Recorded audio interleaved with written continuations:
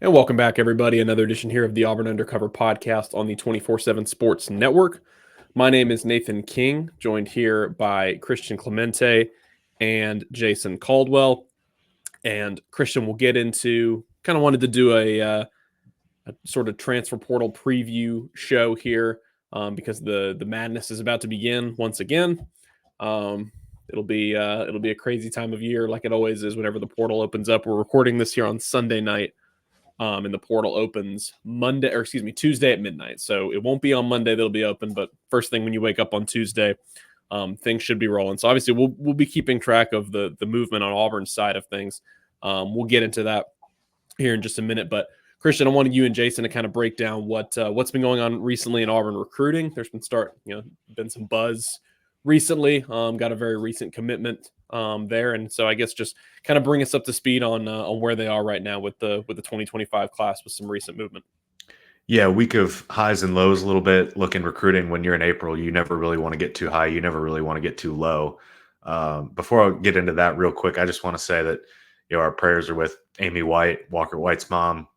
She announced that she had breast cancer on Sunday, and in recruiting, we have a special outlet to get to know the recruits and the families a little bit more than maybe Nathan or beat writers necessarily do. And the White family has just been fantastic, so warm, so welcome every time we're around them, especially when we were in Arkansas. And Amy is incredible. Everyone knows that Walker is incredible. So our prayers are definitely with them and hoping the best for them as well. And I want to say that first. But getting into recruiting a little bit, Jason, we were down there in Williamson, there at the stadium with Carday Smith shortly before he ended up committing to Auburn. Top 247 guy. The thing I wrote about him is every time we've seen him, he's been a different person. We saw him at camp last summer, and then we saw him at the Iron Bowl, and he had grown since then. Then from the Iron Bowl to his visit in the spring in March, maybe early April, whatever it was, again, he looked like a different person. He continues to grow. He continues to look just outstanding, just fantastic in terms of what you want as an offensive tackle. And talking with Antonio Coleman, his high school coach, who you've known a really long time, the thing that's interesting there is he's only played football a couple of years, and it feels like that's kind of been a trend at Auburn in terms of getting some really, really high ceiling guys like Bryce Kane. There's some other ones that I'm really losing my mind on right now, but that's been a trend. Favor Edwin, that's been a trend a little bit. And Carday Smith is exactly what you're looking for in terms of an offensive tackle frame. Probably a right tackle, could maybe even slide inside to guard if you needed to, but a quality pickup as Auburn continues to stack talent along the offensive line. Yeah, no, I agree. I think you look at the first thing that you look at Carday's just size, and you look at him, and that's exactly, if you drew up an offensive tackle for a college strength and conditioning coach and said, hey, this is what you want a guy to look like, that's it. Because you look at him, he looks like a small forward. But he weighs 285 probably right now. And we're talking to his mom and his grandmother and some other folks, and they're like, probably get to 300, 305. I said, he'll probably get to 315 before he's over with. I mean, he's got easily the frame to carry that. And so athletic, he's got a mean streak to him, good student. And so just continuing the trend of stacking on the offensive line.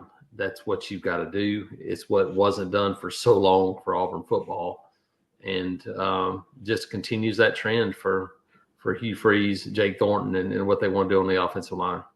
Yeah, it's kind of an interesting combo that you have in terms of the 4 commitments that you have along the offensive line right now. Spencer Doland was your first. He's the in-state guy, probably a tackle, could maybe slide inside as well.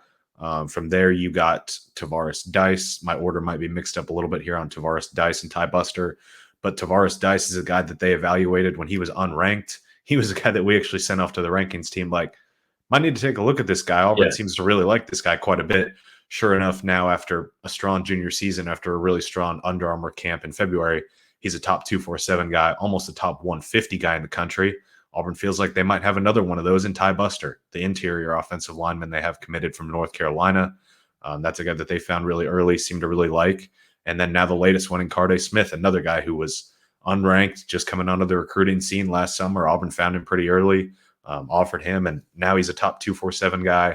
whether or not he stays there, rankings will change, whatnot. But he's a guy that I think is solidly a 4-star if he's not a top 247 guy. So it's an interesting mix of guys that a lot of them they found early on and feel pretty good about, and they're definitely not done. We wrote about that. They've got 4 commitments. I think they could add 2, even 3 more. I think they could look to as many as 7 if the right pieces. If Josh Petty says, "Hey, I'm in," you're not going to say no. If Andrew Babalola says, "Hey, I'm in," you're not going to say no. There's a bunch of those guys that they're really in it with, and there's still a long way to go. So I think they're going to stack a lot of offensive line talent this class, and it'll be interesting to see how it stacks up. Yeah, I agree. I think you're right. I think that's exactly what you do, and I think it's you start looking at this roster now, and you think about the possibilities of Dylan Wade going to be gone. Probably Jeremiah Wright, if he's a guy that does what we think he's going to do at right guard, probably be gone. Too Tall Miller, probably be gone. And chances are you probably lose somebody in the portal between now and then. Just with the numbers on the offensive line, you're probably a chance that'll happen, one of these guys. And so you start to think about replacing how many you want to get to, a certain number, all that stuff. And I think they're well on the way to having a full complement of offensive linemen in 2025 and beginning to not rebuild, but reload. And I think that's the goal for an offensive line. Relayer almost is what I would say, because you've already got a second layer that you feel pretty good about. Seth Wilfred, Tyler Johnson, Favor Edwin is a guy they feel really, really good about in terms of future projection. Yeah, development of guys like EJ Harris and Braden Joyner, Dylan Senda, a bunch of guys. Correct. I mean, yes, this is an offensive line group that is much, much better off than it has been in a long time. Yep. And so now this 2025 class is building the layer below them a little bit in a sense. So another good pickup, a lot more there in terms of the offensive line. So the week started well for Auburn, did not necessarily end quite as well. Again, I would stress that it is April, and getting too high and too low in recruiting is not a good idea around this time of the year. There is a long way to go for sure. I believe it was Thursday, Alvin Henderson committed to Penn State. A bit of a shocker, but over the couple of days leading up into his announcement, it seemed like Penn State was taking the momentum. He had planned to commit on April 5th, the Friday before A-Day. The plan at that point was to commit to Auburn. He ends up pushing that commitment back, which he did say when he set that commitment date. He said, "Hey, this is kind of tentative. The plan right now is, commit April 5th, but Penn State really wants me to get out there and visit. So if I'm able to do that, then I'll probably push things back." Sure enough, he goes out to Penn State for his first ever visit. He ends up committing there.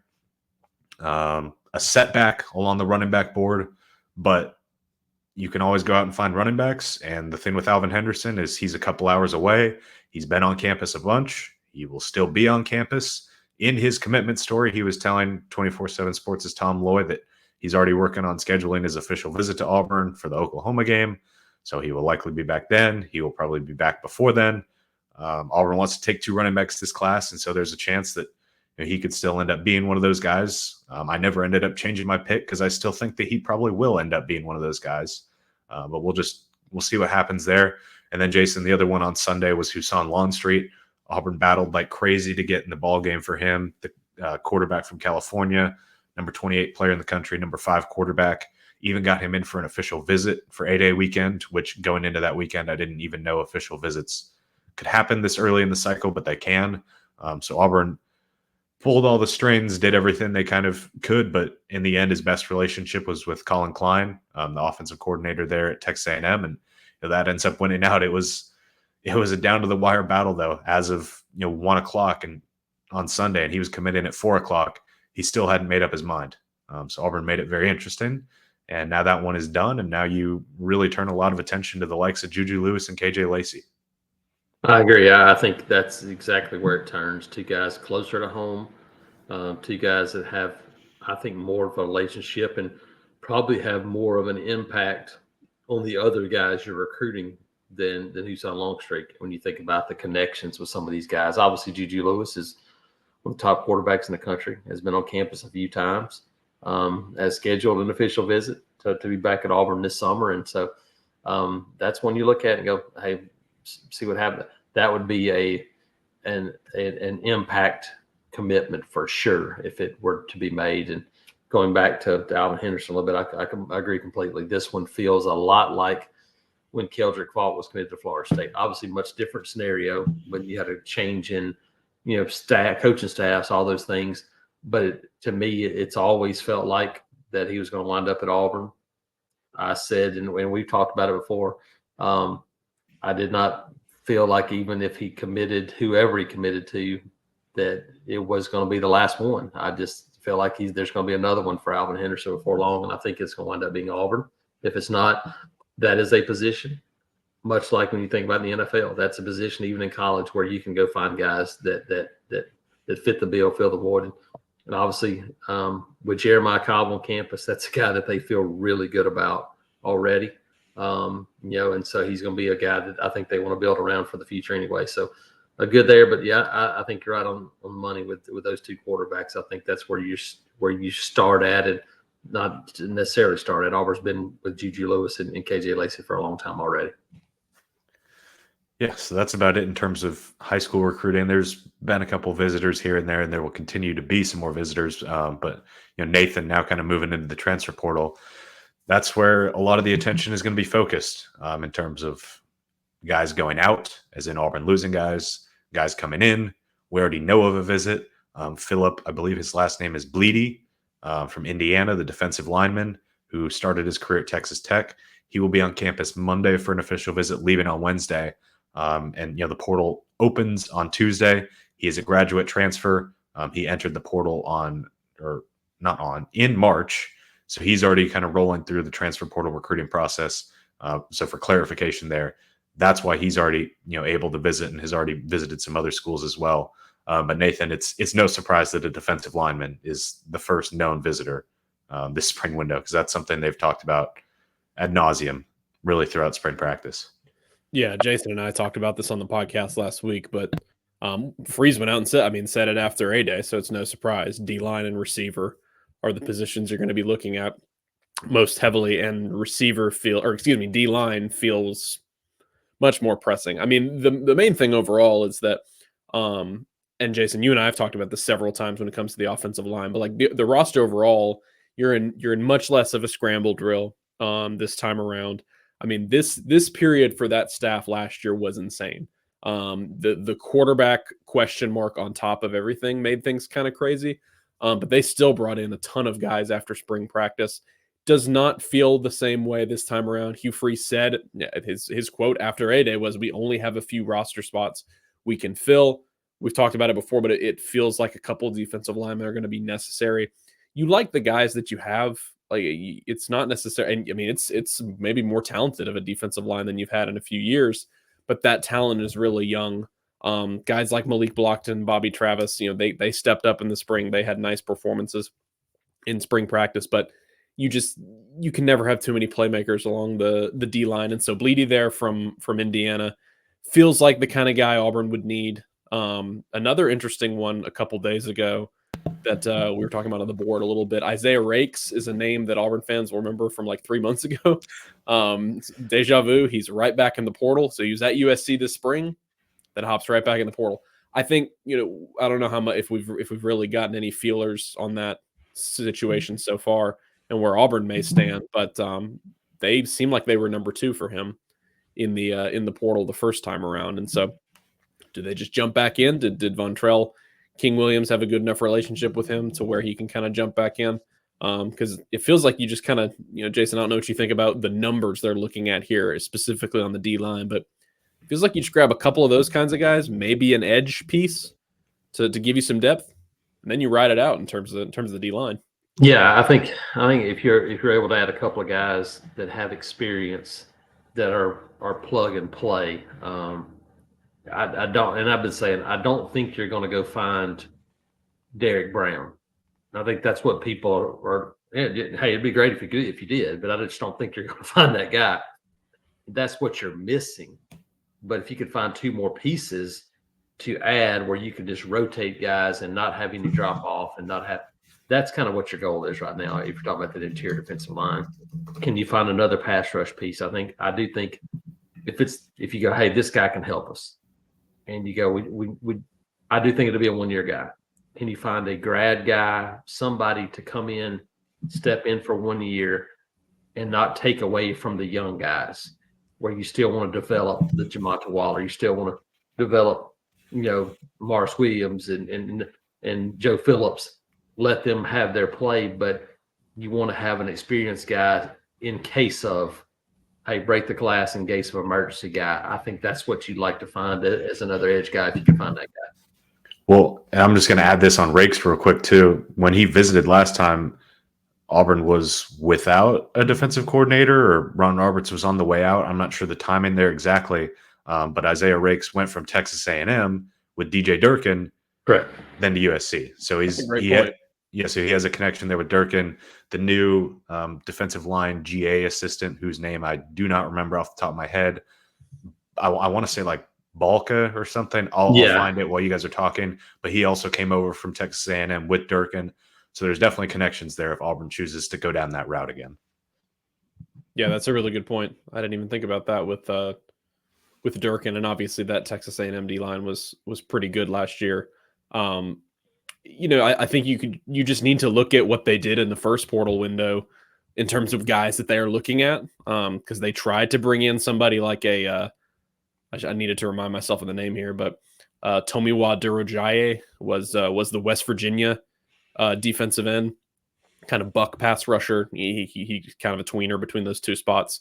Auburn brought him in. Obviously, he was a guy that they wanted, didn't end up getting him, and so he turned out to be a guy that was really highly thought of. And so I think when you look at that pass rusher spot, you really, really like what you have with Jalen McLeod. And then we mentioned Jamonta Waller and Amaris Williams.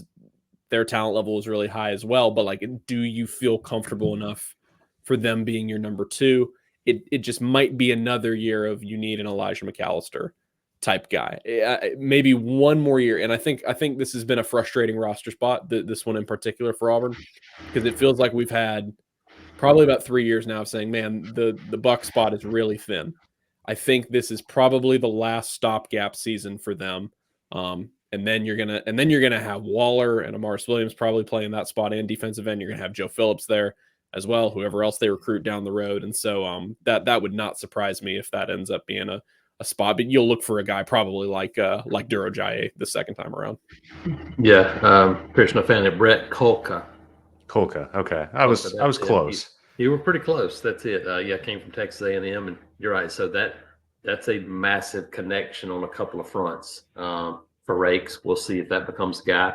He would be more of a maybe impact guy than you might normally find in the portal if that was a guy. Well, when Matt Zenitz of 24/7 Sports tweeted out, that he was entering the portal, and he tweeted out a picture of him in a USC jersey practicing, he looked huge. Yeah. Jason, we were out in San Antonio when he visited, and Nathan talked to him, but he looked huge. I mean, that's what you need in terms of needing a true interior guy. Yeah, he's very big. And that adds, I mean, you got Trill Carter that first window, but couple different, I would say Trill Carter is capable of also playing 3 tech. And so Rakes just adds SEC experience and size. Again, we don't know how much Auburn is going to be in play here. The one to watch out for is Philip Bleedy as you listen to this, most likely on Monday. He'll be on his visit.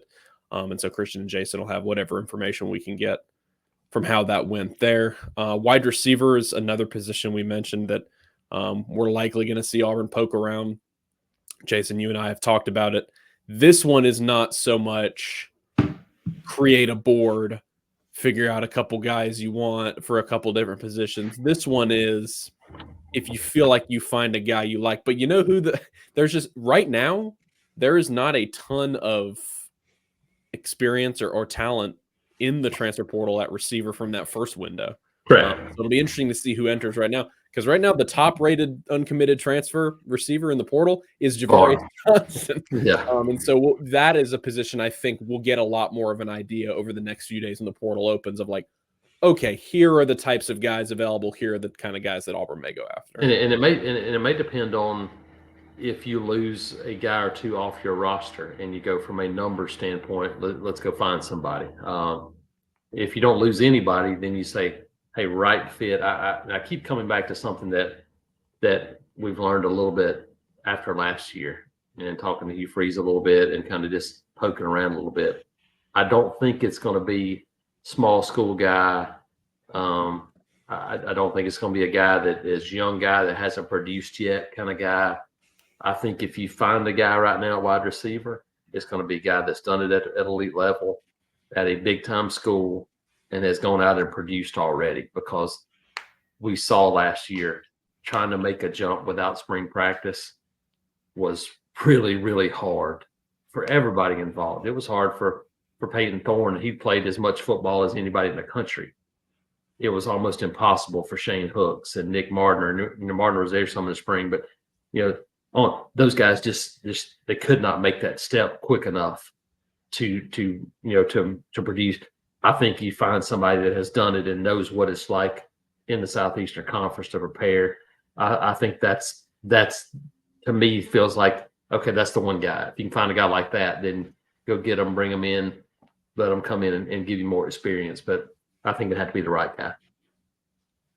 Yeah, and as for the other spots, I think that is going to depend. Like Jason said, it may be a little bit less of a immediate contributor type situation. I think you may have already, at every other position, you may have already gotten those guys that you needed. Excuse me. It might be based on numbers, sort of shoring things up. Dylan Senda was kind of an example of that last year on the offensive line, sort of just adding a retroactive guy to the freshman class. We'll see what happens. We'll see. I think you could see some, like Jason said, you could see some movement at wide receiver. Might not be super surprised there. The really highly stocked rooms, both lines of scrimmage, linebacker. The secondary has a lot of players. I pretty much just named every spot on the roster, but we're in the era now where it's not going to be surprising for Auburn to lose a couple guys after the portal. You just obviously want to offset the damage as much as possible and hope it's nobody too big. It's kind of the expectation where you're somebody like, hey, would you be surprised? No. I might be surprised with certain people, but I'm not going to be surprised if there's movement off of the current roster. You're right. That's just the world we live in nowadays. Haven't heard really anybody to this point. And so we'll see. I guess here 24 hours or so. I'm midnight, end of midnight Monday night into Tuesday. It'll start, and see if there's any big name people. I won't be surprised if there are. In this world, I won't be surprised if there's a few starters that pop up from other places that test the waters and see what the possibilities are. Normally it happens at quarterback when guys don't win a job, but they feel like they're out of it. Maybe some guys that have been highly recruited players in the past. We'll see how it goes. Yeah, one name I want to talk about real quick, Traquan Fagans, the defensive back from USC, originally signed with Alabama. He signed with Charles Kelly, played under Charles Kelly for, I believe, a year before he transferred to USC. And then Charles Kelly went off to Colorado. But now he is back in the transfer portal. A name that we have talked about extensively on the recruiting podcast is Anquan Fagans, his little brother, New Boy is his nickname. I think that Auburn would very gladly, they don't necessarily need more in the secondary, but you could justify it with the fact that you're losing JD Rim to the portal. You could kind of say, hey, 1-for-1 swap, swap out Rim, get Traquan Fagans, and then really try and boost your chances with Anquan Fagans, who's one of your top targets in the 25 class as well. He's not in the portal yet, but he has said that he plans to enter the portal once it opens up. Yeah, no, I think there's obviously the Kelly connection with the family is a big deal. Has recruited that family all the way through for years now, and so I think that's one to definitely watch. And you're right, it's not necessarily a position of need for Auburn, but you bring in another guy with some experience that has played some and been around, and so and then New Boy is one of your top targets regardless. Thompson played with Caleb Harris last year. Caleb is working on him already. He's known Sylvester Smith for a long time. He's known Antonio Kite for a long time. There are a bunch of connections in this Auburn secondary to that family. I think that's something that's bears watching as well. Yeah, it would be. I think that's one of those moves that people are already kind of sitting on right now and seeing how it goes. Things that just make sense for Auburn to at the very least have interest in, kind of like the Rakes situation. It's like, okay, there's so many arrows pointing the right way for Auburn. Yeah, we'll have to see what happens over the next few days. I do wonder if I think we've kind of seen it the past couple years. I mean, we're sitting here talking about how difficult it is to be a post spring transfer. I don't know the numbers off the top of my head, but at least this year it seemed like so much of the talent was heavily focused on that first window. I do wonder if moving forward you're going to see less movement in this second window from bigger names in the portal. So I'll be interested to see, if really there ends up being a lot of big names that come out of this one. Obviously, you're going to have a few every single year. Every year there's a couple surprises, and you kind of raise your eyebrows, and you're like, I'd probably like to learn more about what that situation is. But Yeah. I just, Yeah, I think it's big name, not necessarily productive big names. That Yeah. makes sense. I think it's names that people know from recruiting, not necessarily names that people know from what they did last season in college. I think that's probably more of what you'll see moving forward. Yeah, I agree. No, I would agree with that. And then it's also kind of, I mean, getting lucky in a sense. Like Jalen McLeod was really lucky for Auburn last year. If you didn't get Jalen McLeod and if he didn't turn out to be what he was, even working through an injury after coming in after the spring, I mean, that was one of your best portal pickups. And that's a guy that good eval, good pickup for Auburn, but you kind of just have to get lucky with some of those guys a little bit. Speaking of good eval, Christian, if you're comfortable shifting gears here from football, if you had anything else you wanted to touch on. Speaking of transfer portal, a couple backcourt pickups for both the men's and women's basketball team at Auburn over the last few days. We will start with the first transfer pickup for men's basketball. Bruce Pearl's team gets J.P. Pegues from Furman. He was a guy that pretty quickly became Auburn's top target there at point guard. It's a full reset for the Tigers at point guard. You had Trey Donaldson enter the portal, and then Aiden Holloway followed up not long after him. And so it was, good production for the most part from those two in terms of a balancing act. Like it's difficult to do the 50-50 thing, especially with a couple young point guards who are going to want their role. But you needed so much more out of them. Yes. At the end of the day. Yes. And so I think, both of those guys probably sought out situations where they're going to be, in bigger roles moving forward. It was just a little bit, I think, awkward with how that situation ended up playing out down the stretch of the season, because you never felt like you were getting 100% out of both because you were playing them at about 50-50. And so it felt like as the early stage of the offseason kind of churned, that was the direction we were heading, with at least one of them entering the portal. Ended up both of them going. And so you get a full reset here. Jason, you talked to J.P. Pegues. This is a just veteran floor general guy that Auburn thinks can run this system really, really well. Really good scorer, really good facilitator. Guy who can do a lot of things really well, and he kind of takes that pressure. If Tahad Pettiford is a point guard for the U next year, if he does play that point guard spot, even just splitting time in the backcourt, this takes the pressure off of a freshman to bring in one year of eligibility senior who comes in and can kind of be a floor general for you. Yeah, I think that's the key when you think about J.P. Pegues. Just talking to him after I went back and watched probably, I don't know, 20, 30 minutes worth of clips of games and some things from him. And I brought it up in a story, and I asked him about it. I said, look, the thing that people talked about when they watched UConn was that team was never sped up. Like, you could not speed UConn up. You couldn't do it. You watch J.P. Pegues, and it's kind of the same thing. He plays at his pace. He can play fast. He can slow it down. But the other team doesn't cause that to happen. I think that's what you want as a point guard. To go, hey, look, just here's what we're doing. Just do this. And you don't have to worry about a guy. He said, look, if I play out of control, then how can I expect my teammates to not do the same thing? And I think that's huge. I think when you think about this team, you think about the pieces that we already know are returning. You think about Denver Jones. You think about Chad Baker-Mazara. Think about Dylan Cardwell. You think about two shooters, big man, Janai Broome. And as it stands, it still feels like that I would lean towards him coming back to Auburn at this point. Yep. Probably get Chris Moore back. We'll see what happens with that. You have another piece there.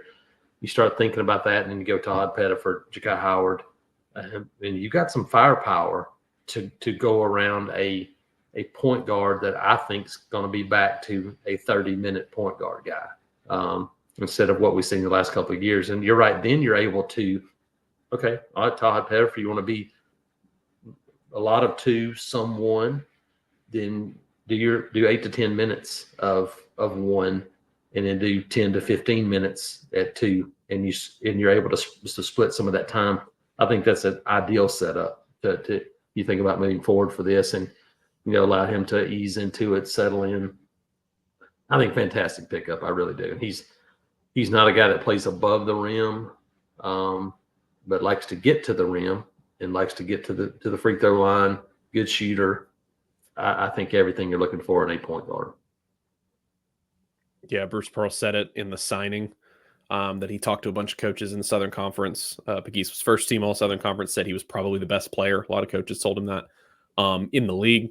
We'll have if you're listening to this on Monday, I'll have like a video breakdown, quick kind of story on some of the things I noticed from him going back and watching some tape. This pickup puts you in a healthy position, I think, on the roster to where right now, again, we've got no answer from Janai Broome at the moment. If he ends up leaving, that obviously changes the calculus a good bit. Then you go full steam ahead on a big man. But I don't think you're necessarily pressing anymore to get, and it just depends on who's available. But you have Chaney Johnson at that 4 spot. You don't need a superstar power forward. You need someone who you feel like can complement. We talked about it, Jason. You and I have talked about it a little bit. You probably need another guard, but you can do a lot. You could do a lot worse than Pegues, Denver Jones, Pettiford playing a little bit of 1 and 2, and then one more guy to kind of fill in that gap there. You can do a lot worse than that in terms of a backcourt. And so this was kind of a good setup for the rest of the roster right now, because I don't really think you're pressing at any one spot at the moment moving forward, because you have a guy who kind of fills that, like you said, a true sort of starting point guard role to where it gives you some more flexibility at other spots. Yeah, and you mentioned Chaney. I should have mentioned him. Excuse me, but you start thinking about if you're able to get Broome back, can you play him and do the same thing? Play him some at the 4, some at the 5, and all of a sudden you start to think about maybe having 8-man rotation instead of 10, where you're kind of sharing the load a little bit, sharing some minutes, and keeping those players on the court. I think it's something to look at. Yeah, and so it doesn't have to be a 10-man rotation for Auburn every single season. 10, 11-man rotation. Like it just depends on the roster makeup. And so that's why I said, looking at the backcourt situation, you've got 3 guards you feel pretty good about at the moment. You probably need to, you and I were talking about this like last week, Jason, like you just get a guard you feel like is a good fit right now because of the flexibility that Pettiford had. Heck, Denver Jones played some point guard last season. And so you have flexibility. You kind of just pluck, because Katie Johnson has also entered the portal. So you have 3 guards leaving. You need to bring in somebody else. You just need another number to make sure in case something. If this is somebody goes down. This is another one of those break the glass situations. Exactly. Somebody in that you feel like can play maybe both spots in case you're needed, give you a little flexibility. Yeah, and you never know. I mean, maybe they'll go out and get another big splash in the backcourt. It honestly just depends on who's available. And I think this week, we already know about Dylan Cardwell coming back. This week feels right about somebody like Janai Broome. We'll see. I would agree with Jason that I just think the longer this goes on, better it is for Auburn. And I do think Auburn is moving in the right direction in terms of making this a massive priority after the season Broome had. Just really from an NIL perspective, everything, making him the focal point of this team. But again, if he decides to leave, that changes everything, and you go full steam ahead in the portal. And your pitch to a portal center is better than any program of the last few years. Say, hey, come in here and be an All-American like the last 2 transfer centers were. So I wouldn't expect them to have much of an issue with that. Yes, especially I think it's the same pitch, whether it's Broome coming back or a portal big man coming in, that you say, hey, look, we need to find somebody that can give us minutes at the 5, but can also give us minutes at the 4. I think that's a selling point to Broome right now. Going, look, we want to play you guys together some. That's your position in professional basketball. You're not going to be a back to the basket 5 at 6'10", 6'11" nowadays. You're going to have to face the basket, and he's done more of that last year. I think he handles the ball well enough, transition a little bit more, and I think that again. I think the more options you give yourself with those flexibility of playing multiple positions, the better you are.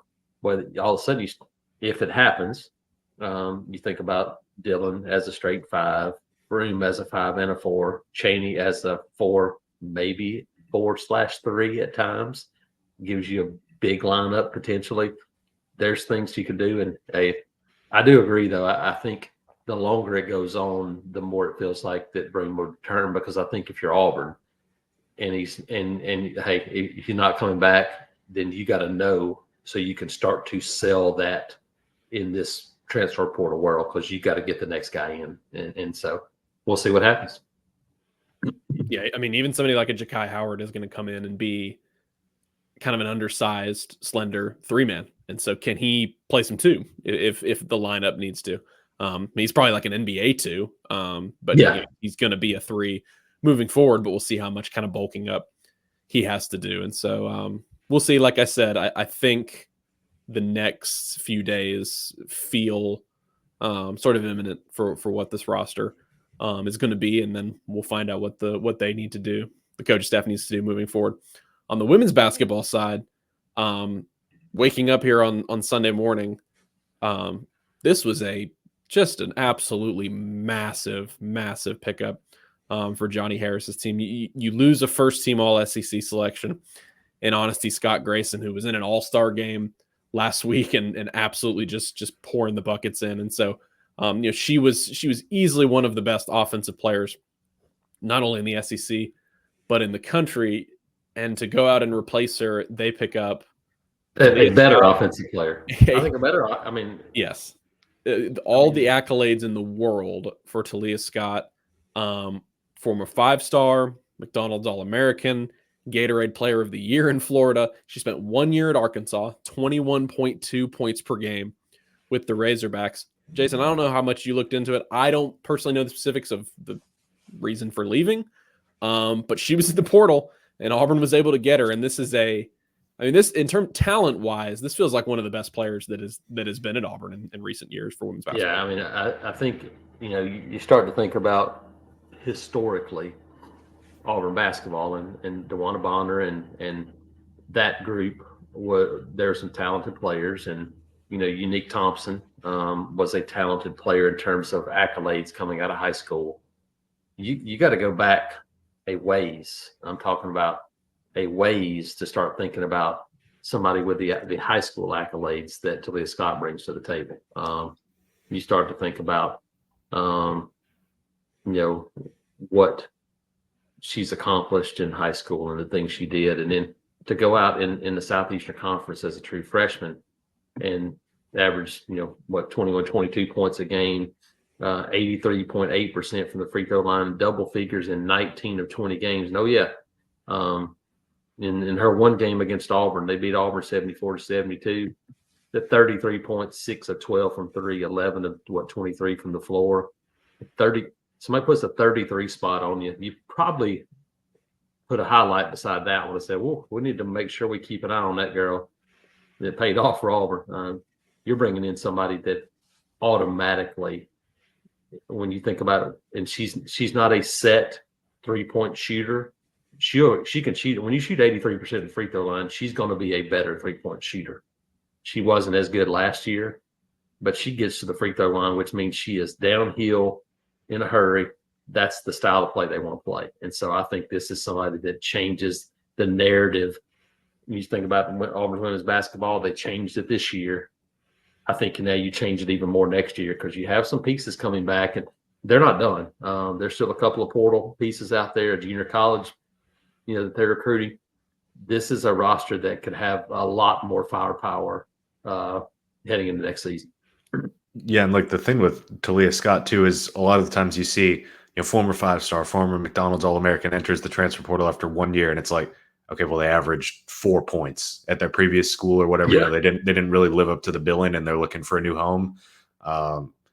And not to throw shade at all, but like Aiden Holloway, former 5-star, former McDonald's All-American, who didn't necessarily live up to that billing, at least what people thought, at least quite yet. Now, players can obviously continue to develop, but with Talia Scott, former 5-star, former McDonald's All-American, who absolutely lived up to the billing, and you're plugging that into your roster right away. Yeah, the trajectory right now, like Jason said, you sort of change the idea of what Auburn women's basketball looks like at the moment. You start by a steady 3-year ascension under Johnny Harris. And we've talked about it on this show before that just kind of the most perfect example of just sort of building block after building block, getting better if you're watching the games and also getting better just by the numbers. They obviously end up getting to the NCAA tournament for the first time in a while. And now you wonder if they can't get that roster talent to be even better. We knew Johnny Harris was a good recruiter. This is a really, really big step for them moving forward. When you brought up her performance against Auburn last season, it reminded me of JP Pegues. Actually, Auburn had that private scrimmage against Furman last preseason. We don't get a bunch of information about that. We actually don't really get any information because if the two schools decide to make it completely private, then you're not allowed to share anything. We know Auburn won. The rumor, or the rumbling from that was that JP Pegues had a really big game. 31 was the number I heard. But also that Auburn was just having a really, really tough time staying in front of him. And so again, that's you talk about sort of putting a finger on somebody. When Pegues entered the portal, I'm sure it did not take long for Auburn to remember the kind of performance that he had against them inside Neville Arena. And JP Pegues also, fun fact, has already kind of taken a visit, a retroactive visit, kind of months previously, because the Furman basketball team actually went to the football game. I forget who Auburn was playing. Might have been New Mexico State, so that might not have been the best game to go to. But I remember seeing that night that I don't know if Auburn kind of treated them to the ticket. I don't know what happened, but I remember seeing that all the Furman players were at the game in Jordan Hare. So he already got a little bit of a taste of that before this fall. Yep, Nashville guy, very familiar with Auburn already, and yep, obviously point guard tradition, point guard history for Bruce Pearl. This feels like a really good match for this roster.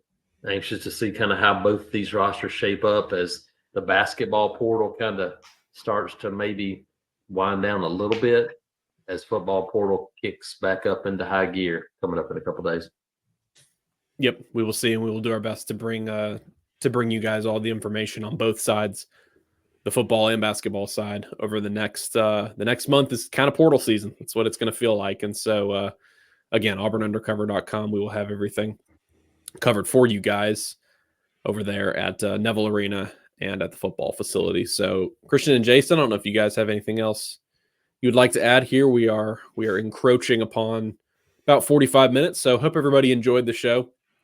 Like I said, we kind of just wanted to give a bit of a preview to what's going to be a wild next few weeks in the portal and talk a little bit about the additions that the basketball team has had so far. So for Jason Caldwell and Christian Clemente, I'm Nathan King. If you guys enjoyed the show, go leave us a 5-star review. That is the number one thing that helps us out. The bumper music is by Beats by Mordecai. You guys can follow him on Twitter, SoundCloud, and Instagram. And until the next episode, hopefully another one coming your way this week. We'll catch you all in just a few days. Everybody enjoy the start to your week. We'll talk to y'all soon.